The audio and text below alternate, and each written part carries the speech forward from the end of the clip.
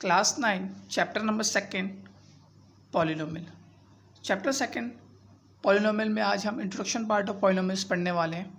इस introduction part में हम आज जानने वाले हैं पॉलिनोमियल्स क्या होता है, कितने टाइप्स के पॉलिनोमियल्स होते हैं, डिग्री ऑफ पॉलिनोमियल्स क्या होते हैं, और किसी भी अलजेब्रिक एक्सप्रेशन जो हमारे सामने आने वाली हैं अभी, क्या वो एक पॉलिनोमियल इक्वेशन है या नहीं, ये कुछ हम आज डिस्कस करने वाले हैं।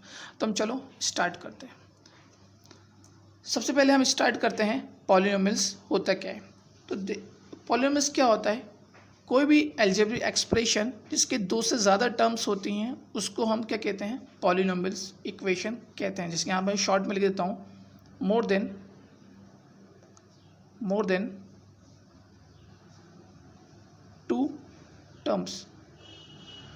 अगर किसी वेरिएबल्स की मोर देन टू टर्म्स होती हैं, सॉरी वेरिएबल्स कह रहा हूँ, किसी भी अलजेब्रिक एक्सप्रेशन की मोर देन टू टर्म्स होती हैं तो वो क्या होता है, पॉलिनोमियल इक्वेशन होता है।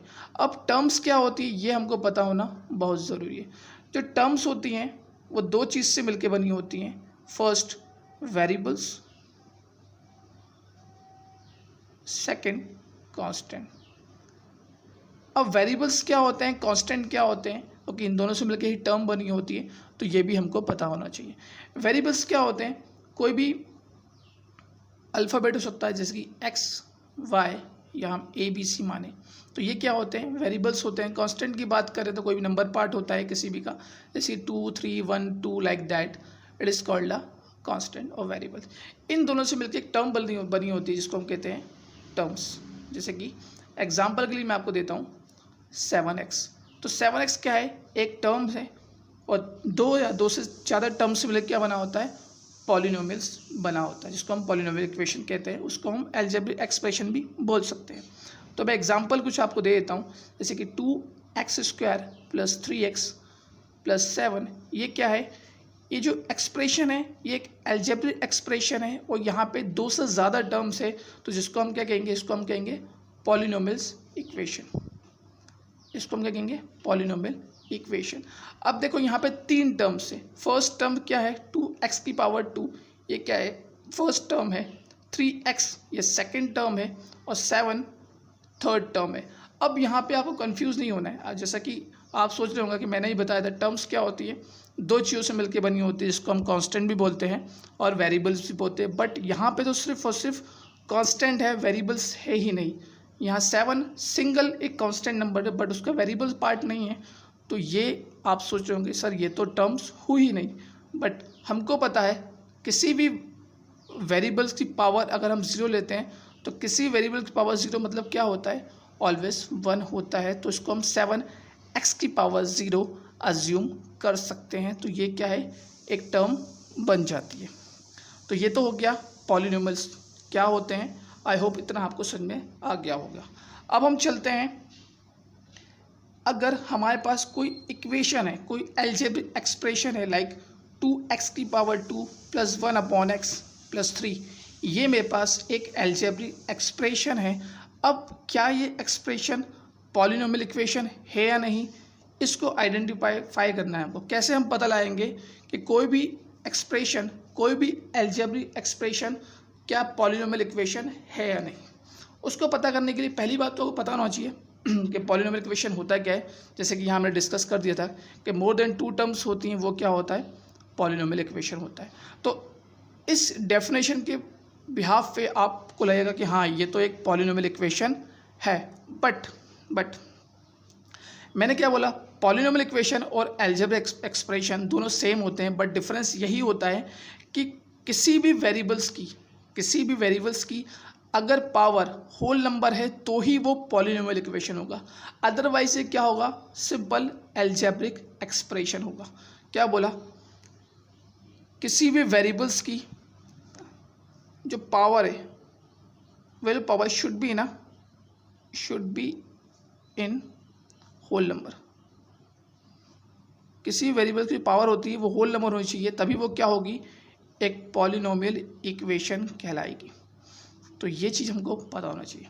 तो देखो अगर मैं इस इक्वेशन की बात करूँ तो यहाँ पे 2 से ज़्यादा टर्म तो हमको दिख रही हैं, ये नंबर फर्स्ट टर्म, सेकंड और थर्ड टर्म है। बट अगर हम इस इक्वेशन को सिंप्लीफाई करें तो कुछ ये ऐसा हो जाता है 2x⁻², 1/x, x डिनोमीटर में है, इसको मैं अगर न्यूमरेटर में ले लेता हूँ तो x⁻−1 हो जाता है +3। अगर मैं बात करूँ सेकेंड टर्म में तो यहाँ पर अगर देखेंगे x की जो पावर है वो होल नंबर नहीं है, ये क्या है, एक इंटीजर वैल्यू हो, तो ये क्या होगी, इक्वेशन क्या होगी, it is not a polynomial equation. तो ये क्या होगी, पॉलिनोमियल इक्वेशन नहीं होगी। आई होप आपको समझ में आ गया होगा कैसे आइडेंटिफाई करेंगे कि यह पॉलिनोमियल इक्वेशन है या सिंपल एक एल्जेब्रिक एक्सप्रेशन है। मैं एक एग्जांपल और आपको ले लेता हूँ, इससे आपको क्लियर हो जाएगा। एग्जांपल नंबर सेकंड में ले लेता हूँ आपको। देखो 3x⁻² + 7x + 5 = 0।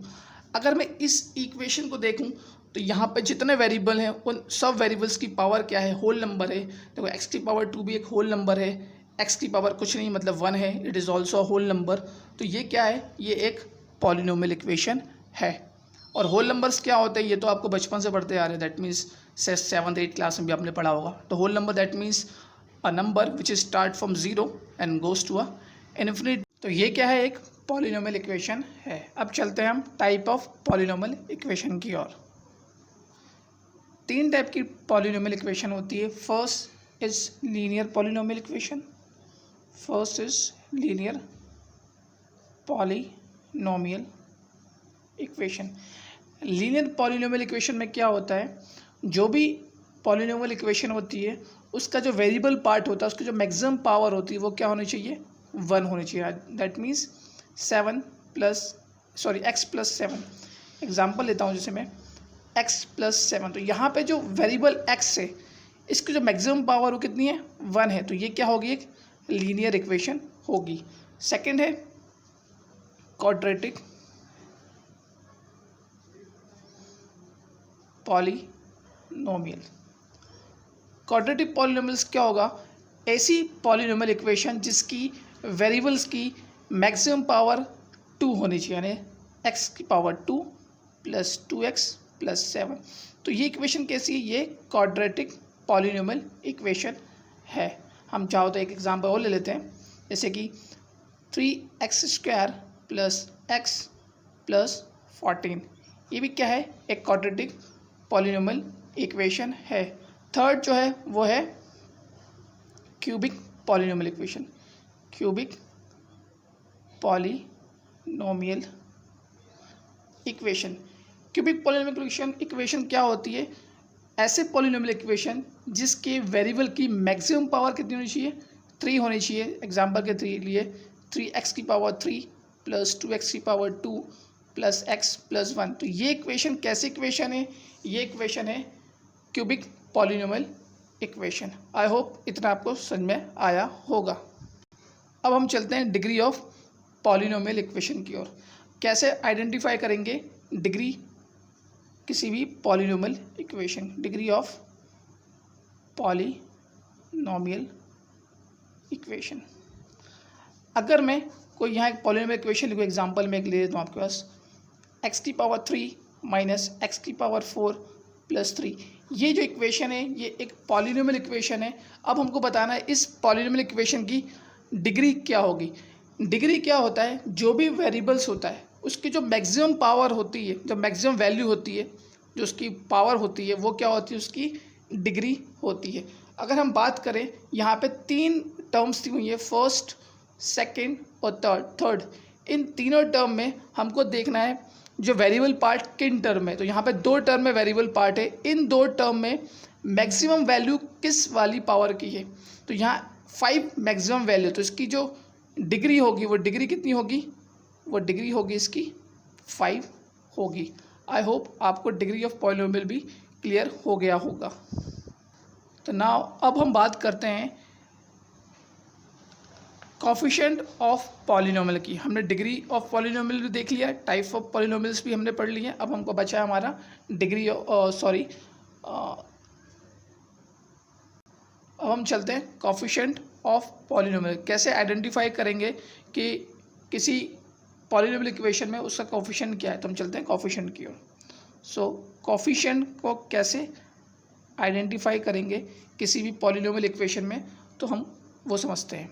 सपोज मेरे पास एक पॉलिनोमियल इक्वेशन है 2x⁻² + 5x-3, ये एक पॉलिनोमियल इक्वेशन को p ऑफ x भी आप लिख सकते हैं बिकॉज रिप्रेजेंट कर रहा है पॉलिनोमियल इक्वेशन को। अगर मैं इस इक्वेशन की बात करूं तो यहाँ पे अगर मैं आपसे कहता हूँ what is the coefficient of x, what is the coefficient of x, अब यहाँ मैं आपसे पूछ रहा हूँ x का कोफिशिएंट क्या होगा। तो यहाँ पे सिंपल अगर देखें दो वैल्यू x की, एक तो x² है और सिंपल ये x है। बट यहाँ पे अगर मैं बात कर रहा हूँ तो सिर्फ और सिर्फ x के कोफिशिएंट की बात कर रहा हूँ, x² की बात नहीं कर रहा हूँ।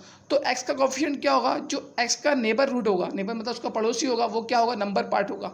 तो नंबर पार्ट उसका क्या होगा, कोफिशिएंट होगा। तो इसका आंसर क्या होगा, इसका आंसर होगा 5। अगर मैं बात करूँ x² की कोफिशिएंट की, अगर मैं बोलता हूँ x² का कोफिशिएंट क्या हो, x² ऑफ कोफिशिएंट, तो इस केस में इसका जो नंबर पार्ट होगा वो इसका कोफिशिएंट होगा। तो इसका नंबर पार्ट क्या है, इसका नंबर पार्ट है 2, तो ये इसका कोफिशिएंट होगा। तो आई होप आपको कोफिशिएंट भी क्लियर हो गया होगा। ये हमारा इंट्रोडक्शन पार्ट था। इस इंट्रोडक्शन पार्ट में मैंने स्टार्टिंग में आपको बताया था पॉलिनोमियल क्या होता है, फिर उसका किसी भी पॉलिनोमियल इक्वेशन को कैसे आइडेंटिफाई करते हैं। अगर आपका कोई अलजेब्रिक एक्सप्रेशन है तो क्या वो अलजेब्रिक एक्सप्रेशन पॉलिनोमियल इक्वेशन है कि नहीं, उसके बारे में हमने कुछ डिस्कस किया था। फिर हमने type of polynomial equation discuss किए थे और उसके बाद हमने डिग्री ऑफ पॉलिनोमियल इक्वेशन को डिस्कस किया और नाउ लास्ट में हमने कोफिशिएंट को देखा कैसे हम किसी पॉलिनोमियल इक्वेशन में कोफिशिएंट फाइंड कर सकते हैं। तो ये था हमारा इंट्रोडक्शन पार्ट। मिलते हैं नेक्स्ट वीडियो में एक्सरसाइज 2.1 के क्वेश्चन नंबर 1 के साथ।